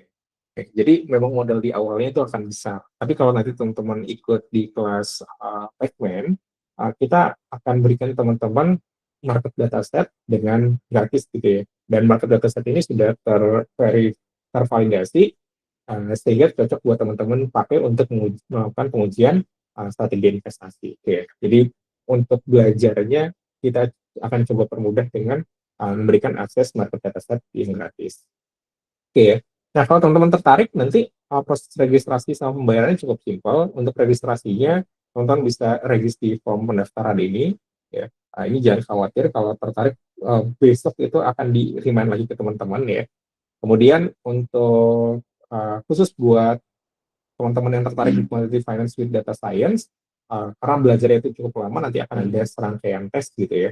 Tesnya ini untuk uji kemampuan matematika sederhana sama interview aja, untuk memastikan teman-teman oke untuk belajar dengan materi yang banyak itu dan dalam durasi yang lumayan lama ya. Tapi nanti kalau sudah, ya nanti teman-teman akan dapat pengumuman penerimaan dan teman-teman bisa melakukan pembayaran. Oke. Nah, ini buat gambaran teman-teman, batch terbaru itu akan mulai di akhir minggu ini. Jadi kalau teman-teman tertarik untuk mengikuti dari awal, boleh banget teman-teman daftar dan melakukan pembayaran dengan cepat gitu ya. Ya, di sini teman-teman ada harga yang spesial di 3,49 juta ya, untuk kelas investment profesional, karena ini baru banget kita launching.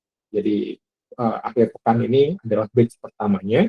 Dan kalau di Quantitative Finance with Data Science, kita sudah launching 3 batch, tapi animenya juga masih bagus gitu ya. Jadi kita kasih harga spesial di 22,5 juta dari 44 juta. Wah, kok mahal? Ya, karena tadi ya, materinya memang agak kompleks. Kita susun dari ngerangkum research paper dari hedge fund dan kampus gitu. Terus akses market datasetnya juga memang agak mahal gitu. Tapi ini semua bisa kita bungkus biar ngasih harga yang lebih affordable untuk kita belajar bareng-bareng. Nah, kalau teman-teman tertarik, nanti payment option-nya bisa banyak, ada cash sama cicilan. Nanti bisa teman-teman pilih sesuai dengan kebutuhan. Ya, paling itu teman-teman untuk malam hari ini. Kita tanya jawab lagi ya. Oke, boleh yang mau bertanya, silahkan. Coba kita lihat lagi. Iya Pak, jadi kan tadi dibagi 25%. Misal tadi inflasi lagi tinggi geser komoditas, maksudnya kenapa nggak diekspos ke ekuitas yang punya komoditi. Contoh saham misal harga nikel naik ketika perang, kita masuk ke NPKL kira-kira gitu. Ini dari penjelasan itu masih masuk akal sih untuk nge-expose ke ekuitas yang punya komoditi ya. Tapi lagi-lagi butuh dicek sih pergerakan harga ekuitas yang punya komoditi itu dengan komoditinya langsung apakah berkorelasi atau tidak ya. Kalau ternyata dia berkorelasi, ya kita bisa ganti nggak ke komoditinya langsung, tapi ke ekuitas yang punya komoditi. Tapi kalau ternyata nggak berkorelasi, nah ini harus hati-hati. Ekuitas yang punya komoditi ini lebih lebih dekat ke ekuitas biasa atau enggak ya. Kalau ternyata lebih dekat ke ekuitas biasa korelasinya, ya berarti memang harus diversifikasi langsung ke komoditinya. Oke ya. Nah, jujur aku belum pernah ngetes ya. Dan kalau dari all weather strategi dari paper ya Bridgewater itu juga nggak menunjukkan hal tersebut sih. Tapi ini poin yang menarik untuk diperiksa ya. Itu poin Mas Hilmi ya. Oke. Dari Kak Vincent, quantitative finance itu tidak cocok untuk pemula ya Kak.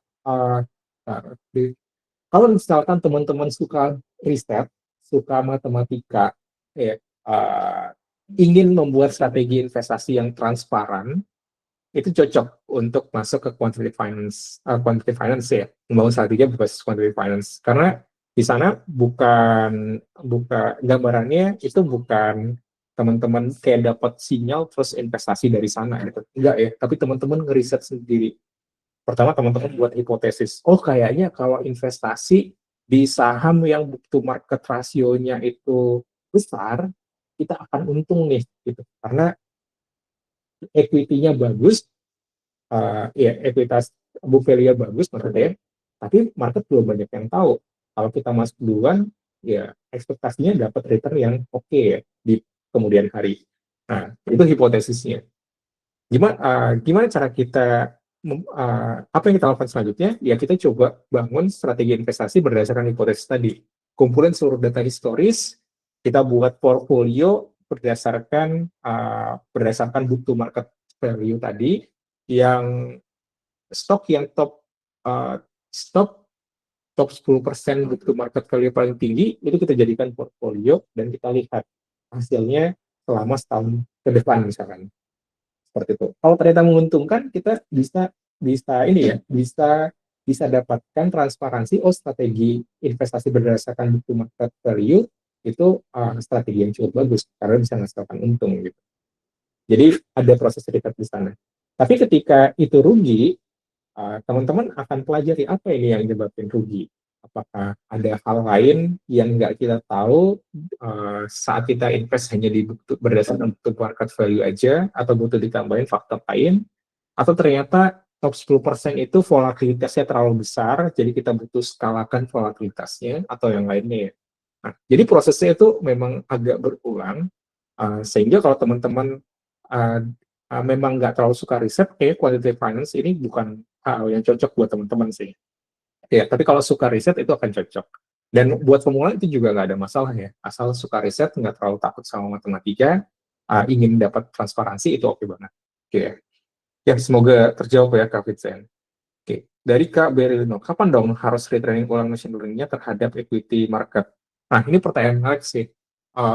Jadi saat teman-teman sudah berhasil membangun portfolio berdasarkan entah model machine learning ya yang didapat dari suatu faktor, dan coba teman-teman jalankan atau tes langsung di real ini ya, real case, real world-nya, invest langsung, teman-teman bisa melihat hasil investasinya secara real, dan teman-teman bisa monitor apakah faktor yang teman-teman pakai buat untuk membuat strategi investasinya itu masih punya punya kontribusi yang besar dalam menghasilkan return portfolio di periode ke depan. Kalau ternyata kontribusinya masih besar, berarti teman-teman mungkin nggak terlalu butuh untuk melakukan retraining model machine learning-nya ya, atau retraining model statistik. Tapi kalau kontribusinya sudah menurun, ya teman-teman bisa punya opsi harus di retraining lagi modelnya karena sudah out of date, atau bahkan teman-teman harus ngeriset ulang lagi, cari faktor lain lagi yang lebih yang bekerjanya lebih baik dibandingkan sebelumnya. Nah, itu yang biasanya nanti akan teman-teman dapatkan ketika belajar di quantitative finance with data science. Jadi teman-teman akan membuat kayak dynamic factor modeling dengan machine learning.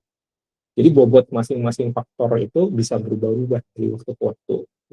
Nah, itu sama seperti kayak membangun all-weather portfolio ya. Mungkin bobot masing-masing produk finansial itu nggak mesti sama seperti itu, tapi bisa berubah-ubah setiap waktu. Jadi kita bisa membangun strateginya dengan lebih dinamis.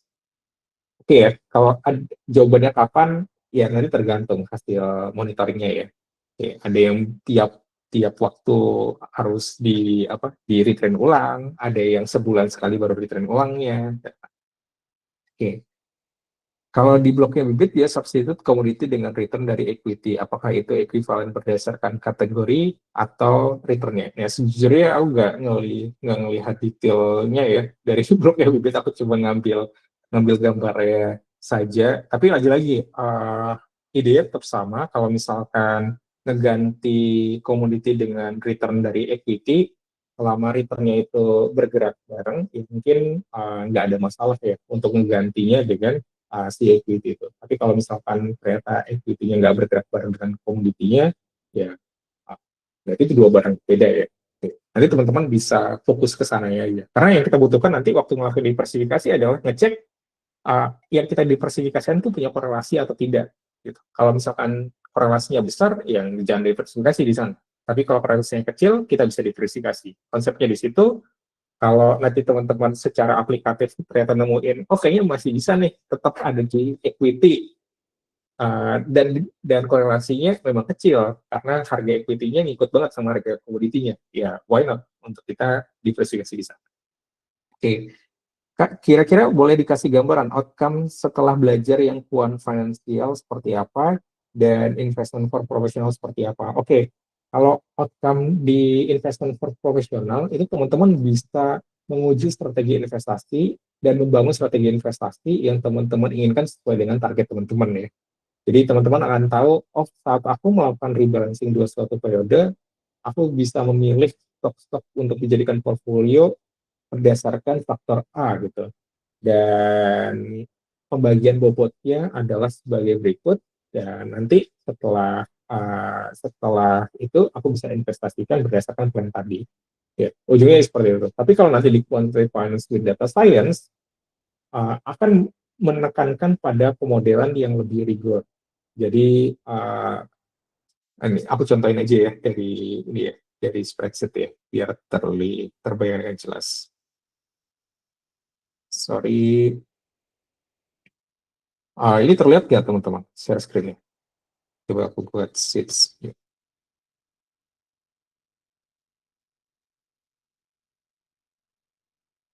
Nah, semoga terlihat ya. Jadi biasanya nanti akan kayak gini. Outputnya adalah trade plan yang paling ujung ya, yang teman-teman akan rasakan dampaknya dalam proses investasinya. Jadi teman-teman akan punya date, misalkan date-nya sekarang adalah 2026 bulan Januari tanggal 7 deh ya. Di tanggal 7 ini, anggap tanggal 7 pagi hari, teman-teman akan punya pilihan stok yang akan diinvestasikan A, B, C. Teman-teman akan bisa memprediksi, akan bisa menentukan weight atau modal investasinya ya, model investasi dalam persen, misalkan di sini 0,3, 0,4, 0,3 juga gitu ya. Oke. Dan total modalnya misalkan di 10.000 deh. Oke. Ya, teman-teman akan bisa menghasilkan nilai seperti ini ketika teman-teman belajar di kelas investment for professional. Nah, tapi untuk menentukan kayak modal investasi dalam bentuk persennya dan lain-lainnya, itu teman-teman butuh melakukan serangkaian riset dengan proses loop testing dan lain-lain, sehingga teman-teman yakin dengan strategi tadi, teman-teman bisa dapatkan keuntungan secara sistematis di periode-periode berikutnya. Oke. Dan ini teman-teman lakukan secara sistematis, misalkan tiap tanggal 7 di setiap bulan.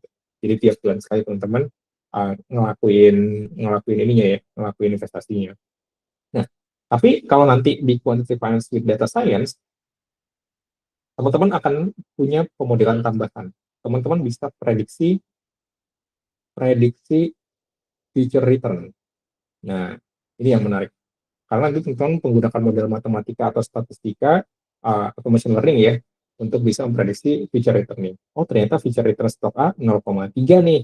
Future return stok B-nya min 0,1 gitu. Future return stok C-nya 1,3 gitu. Nah, ini gede banget kan ya. Nah, makanya dari hasil prediksi future return ini biasanya teman-teman pakai untuk dioptimasi dalam portfolio optimization sehingga teman-teman bisa mengatur modal investasi dalam bentuk persennya dengan lebih baik. Oh, misalnya kan kalau gambarnya seperti ini, ya ya ini kecil aja, anggap 0,2 gitu ya. Nah, ini negatif, ngapain kita invest? Ya udah kita nolkan aja. Ya. Dari sistem portfolio optimization ya. Ini besar banget nih. Ya, kita alokasikan dananya dengan lebih besar, misalkan 0,8 gitu. Tapi nanti nggak cuman belajar modeling future return juga. Teman-teman juga akan belajar modeling atau prediksi resiko. Oh, ternyata di sini 0,3 tapi resikonya 0,1 nih. Di sini resikonya gede. Di sini resikonya 1,2. Wah, gede banget resikonya. Berarti kalau kayak gini jangan gede-gede kita pasangnya. Mungkin di sini jadinya 0,3, di sini malah 0,7. Oke. Dan seperti itu ya. Jadi ada lebih banyak modeling dan portfolio optimization nanti di quantitative finance with data science. Yang mana modeling-modeling ini sangat dibutuhkan ketika teman-teman bekerja sebagai quant researcher di hedge fund atau di investment institution gitu ya. Jadi kalau teman-teman ingin punya skill profesional yang serupa, teman-teman boleh banget masuk quant with data science. Kalau ingin membangun strategi dan membuktikan strateginya memang bekerja dengan baik gitu, teman-teman masuk investment profesional aja udah bisa. Oke, ada pertanyaan cukup jelas kah kalau Vincent sama teman-teman yang lain? Kalau belum, nanti aku perjelas lagi. Oke, sip.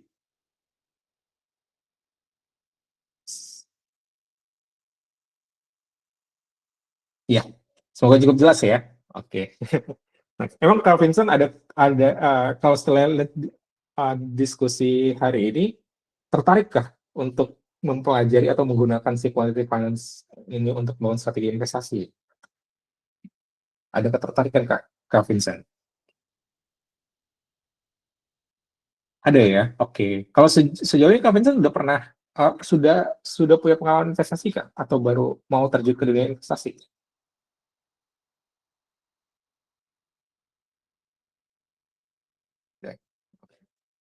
Oh, baru yang aman-aman aja. Oke, nice. Aman-aman ya. Oke. Seperti Ori. Oh, oke, oke. Ya, sip, sip, sip. Iya, ini menarik banget sih. Iya, nanti kalau kalau masuk ke kalau sudah mulai ingin masuk ke tempat yang lebih beresiko, rekomendasi aku sih sebenarnya coba cek dulu ya yang dimaksud resiko dan resiko sebesar apa biar teman-teman nggak kaget gitu. Soalnya kadang sekarang agak bias sih kayak teman aku baru masuk ke dunia investasi, baru 1 hari tiba-tiba dapat untung kayak 1 juta gitu ya. Terus senang banget dia. Padahal ya belum tentu untungnya itu akan terjadi secara sistematis gitu. Dan takutnya sih kalau terlalu menyepelekan atau menggampangkan, nanti malah lebih berani, lebih agresif, dan malah jatuhnya akan rugi gitu ya. Ya agak berbahaya sih itu ya. Dan sekarang kan tertawa pasar Indonesia lagi naik-naiknya ya. Kayak setahun terakhir naik 30% itu mantap banget sih sebenarnya ya. Dan kalau teman-teman sekarang lagi invest terus lagi untung, ya kayak ke bawah sama si pasarnya sih lebih secara umum ya. Nanti kalau misalkan pasarnya lagi turun, nah itu teman-teman harus mikir tuh apakah teman-teman lepas gitu ya, atau teman-teman masih bertahan. Kalau dilepas, apakah lepas terus jadi cash aja, atau teman-teman lepas tapi teman-teman punya plan milih stok mana yang nantinya akan tumbuh lagi. Oke. Dan apa teman-teman bisa ngelakuin itu secara sistematis atau tidak? Sistematis itu maksudnya tiap periode teman-teman selalu punya rencana, atau teman-teman nunggu dulu gitu, tapi nggak tahu sampai kapan nunggunya. Nah, itu hal yang berbeda ya. Nah, kalau lewat Kuan ini, teman-teman dapat opsi untuk mentransparankan proses-proses tadi ya, dalam pengambilan keputusan investasi. Oke, sip. Ya, oke. Oke, ada pertanyaan lagi kah dari teman-teman? Boleh seputar all weather portfolio lagi, atau tentang kuannya itu juga boleh.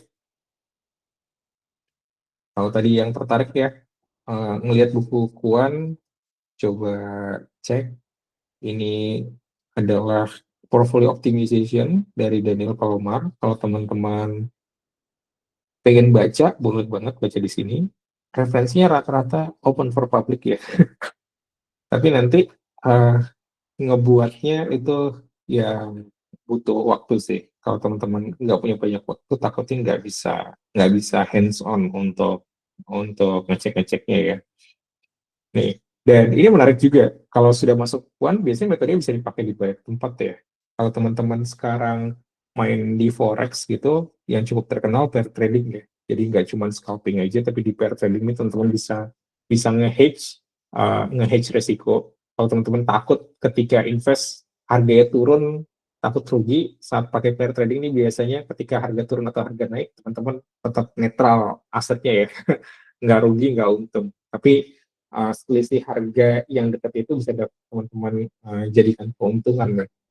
Nah, tapi ada metodenya tuh nanti gimana cara melakukan pair trading yang baik, uh, gimana cara memprediksi spreadnya biar teman-teman dapat untung dan lain-lainnya. Kalau teman-teman pengen tahu tentang deep learning penggunaan portfolio atau kayak AI sekarang bisa nggak sih kita pakai untuk merekomendasikan ini ya, strategi investasi, ya, teman-teman boleh baca ini. Ya, itu cukup cukup oke sih. Dulu ada no no no apa ya, jadi dia ngasih dana 10.000 ke beberapa AI, terus dia ngepantau ya bagaimana perjalanan AI itu ngelola dana 10.000 tadi. Dari beberapa AI tadi cuma satu yang ngasih untung gitu, sisanya nggak untung sama sekali, dan uh, untung yang didapat itu pun dengan resiko yang dakdikduk lah, kayak kehilangan aset sampai 40% itu terjadi gitu. Ya. Jadi kalau teman-teman tertarik, mungkin teman bisa baca itu dulu, biar teman-teman dapat gambaran apa yang terjadi ketika menyerahkan AI untuk membuat merekomendasikan strategi investasi ya. Oke, nih kalau teman-teman ingin tahu juga bagaimana model-model statistiknya dibuat di Kuan, nanti teman-teman bisa lihat contoh papernya itu in empirical asset pricing via machine learning. Ya, ini lagi-lagi teman-teman bisa juga lihat contohnya. Iya betul, Mas Mustain of AI. Iya, wah dia udah dimatiin ya. Biasanya 2 minggu akhir tahun kemarin masih ada screenshot screenshot hasil terakhirnya ya. Tuh, kita lihat. Oh, udah nggak ada. Oke, ya seperti itu ya. Nanti teman-teman bisa lihat tuh hasilnya seperti apa. Oke, tapi ini bukan bukan yang terbaik ya. Setidaknya mereka coba ngetes di konfigurasi yang sama ya. Oke, sip. Ya kayak gitu teman-teman. Kalau ada yang nanya kayak ini lebih gampang nggak sih dari analisa teknikal atau fundamental? Sepengalaman aku sih enggak ya. Karena nanti teman-teman butuh ngebaca yang baik, ngelakuin riset yang baik, teman-teman butuh kurios kenapa ini bekerja dan tidak, teman-teman butuh ngejawab pertanyaan yang tidak nyaman, kayak ditanyain, kok bisa strategi kamu bekerja, yang buat bekerja itu apa gitu. Itu teman-teman butuh jawab. Tapi kalau teman-teman suka solving hal-hal seperti itu, cocok banget nih untuk menggunakan kuant sebagai strategi investasi teman-teman. Ya, paling itu aja sih dari aku. Ada pertanyaan kan dari teman-teman sejauh ini? Cukup? Oke. Ya, kalau misalkan sudah cukup, dari aku juga sudah cukup sih untuk pertemuan malam hari ini ya. Semoga teman-teman terbayang tadi gimana cara membangun all-weather portfolio, nggak cuma alokasinya saja, tapi ide di baliknya. Dan lagi-lagi kalau teman-teman tertarik untuk ikuti kelas membangun strategi investasi berbasis data ala Kuan di Pacman, boleh banget daftar langsung di website Pacman ya. Atau besok akan dihubungi sama tim Pacman ya, teman. Oke. Ya, itu aja dari aku. Thank you banget teman-teman untuk diskusinya. Sampai jumpa di lain waktu ya. Terima kasih dan selamat malam.